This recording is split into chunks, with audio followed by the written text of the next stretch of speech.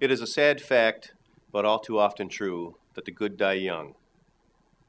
One such person was U.S. Representative Bruce Vento of Minnesota, who died from mesothelioma shortly before the November 2000 election. Vento championed causes popular among the American people that the U.S. Congress in subsequent years pointedly ignored or even worked to defeat, such as environmental cleanup and affordable housing for working people. While perhaps the most prominent, Representative Vento was only one of nearly 700 Minnesotans who died from asbestos-related causes in the two-decade period running up to the year 2000. Industrial sites.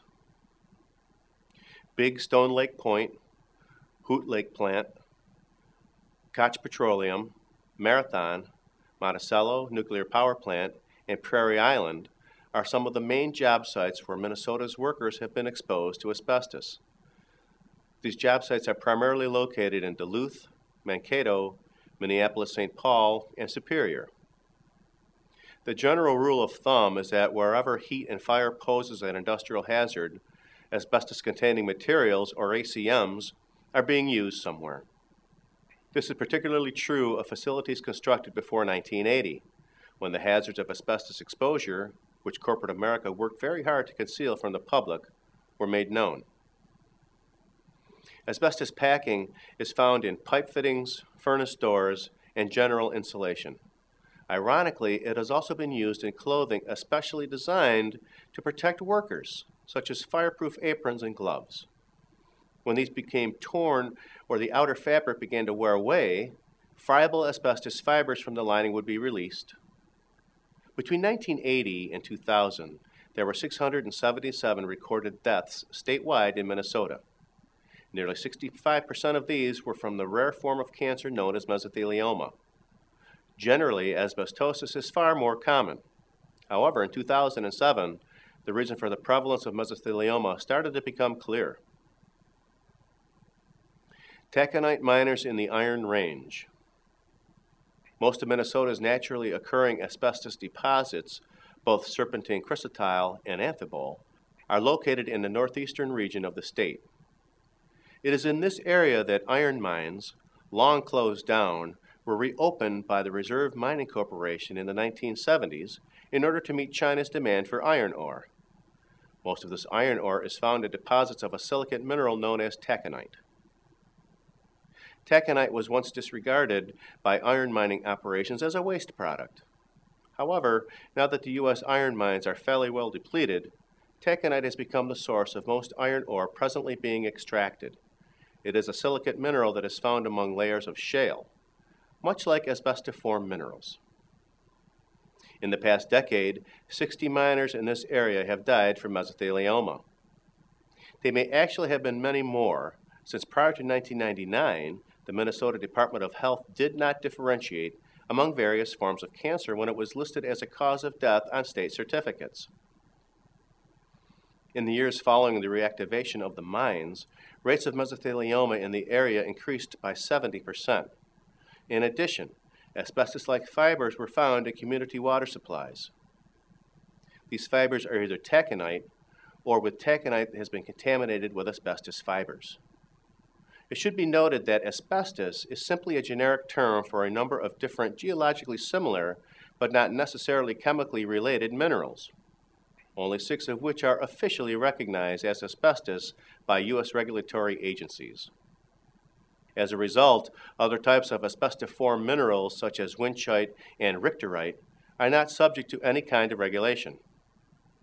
Today, health officials in Minnesota are trying to determine whether taconite dust itself is responsible for the increased rates of mesothelioma in the area, or if it is more likely that taconite is contaminated with asbestos fibers.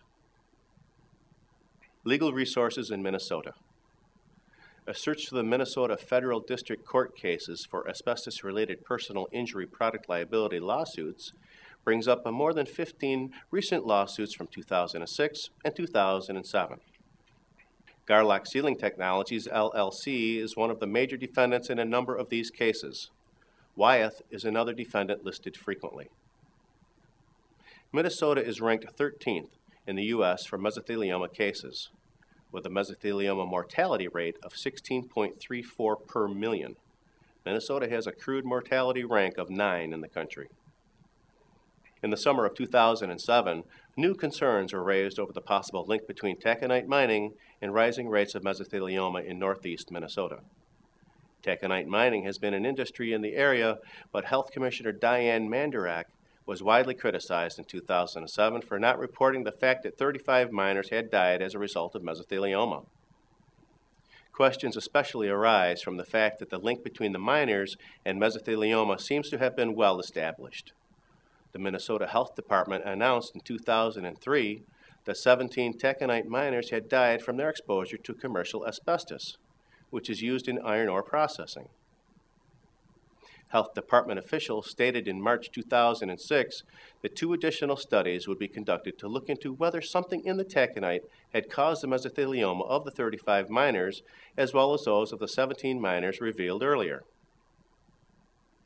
A major asbestos case in the state involved Colonial Sugar Refining Company, an Australian company sued by 187 plaintiffs for allegedly manufacturing and selling asbestos products in the state.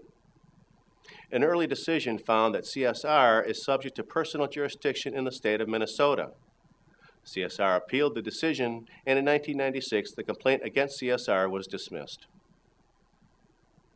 Minnesota has a number of known asbestos exposure sites. These include Big Stone Lake Point and Hoot Lake Plant in Fergus Falls, the Monticello Nuclear Plant, Koch Petroleum in Rosemont, Marathon in St. Paul Park, and Prairie Island in Welch. While these are known exposure sites, and while many have already been cleaned or otherwise made safer, if you have worked or been exposed to these areas, you may wish to be checked for mesothelioma by a qualified physician. It is also important to keep in mind that these are known exposure sites. Some areas of exposure in the state may not yet be known.